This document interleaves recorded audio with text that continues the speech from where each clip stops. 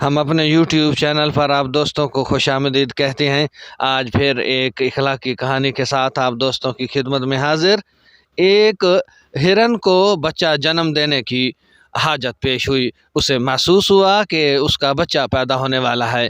پھر کیا ہوا، یہ مکمل اخلاقی کہانی، سبق آموز کہانی جانیے گا۔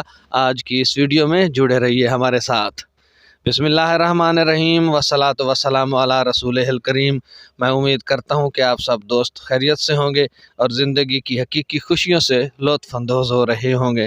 تو یہ چلتے ہیں اخلاقی کہانی کی جانب۔ ایک دفعہ کسی حاملہ ہرن کو بچہ جنم دینے کی حاجت پیش آئی، تو اس نے دریا کے کنارے پر موجود جنگل کی راہ اختیار کی۔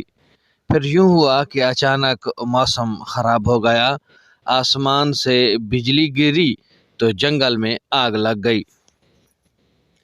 گھبراہٹ میں ہرن نے جان بچانے کے لیے آس پاس دیکھا تو ایک شکاری نشانہ بنا رہا تھا۔ دوسری طرف شیر تھا۔ ہرن کو الجھن ہوئی کہ اس پھیلتی ہوئی آگ میں جل کر مرنا ہوگا یا دریا میں ڈوب کر جان دینی ہوگی، اور تیسری صورتحال کچھ اس طرح سے تھی کہ شکاری نشانہ باندھے ہوئے تھا تو شکاری اس کو مار دے گا، یا پھر شیر اپنی بھوک مٹانے کے لیے اسے اپنا نوالا بنا لے گا۔ ہر سمت خطرہ ہے، فرار کی کوئی راہ نہیں۔ اس وقت ہرن کے اختیار میں جو تھا اس نے وہ کرنے کا فیصلہ کیا۔ اس نے بچے کی پیدائش پر توجہ مرکوز کی۔ پھر ایسا ہوا کہ شکاری نے نشانہ لگایا تو آسمان پر بجلی چمکی۔ اس کی آنکھیں اچانک بند ہو گئیں اور تیر شیر کو جا لگا، اور میںہ اتنا برسا کہ جنگل میں پھیلتی آگ یکدم بجھ گئی۔ ہرن کو اس کے خالق نے بچا لیا۔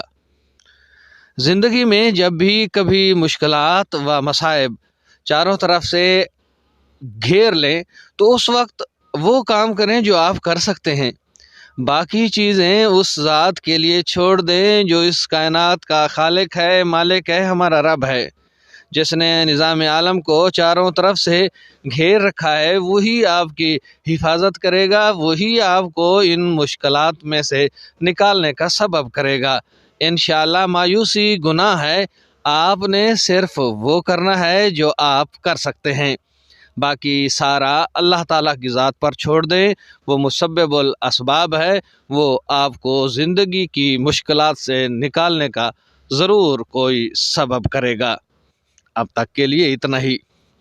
ویڈیو پسند آئے تو لائک کیجئے گا، شیئر کیجئے گا، اور کومنٹ سیکشن میں جا کر اپنی رائے سے ضرور آگاہ کیجئے گا۔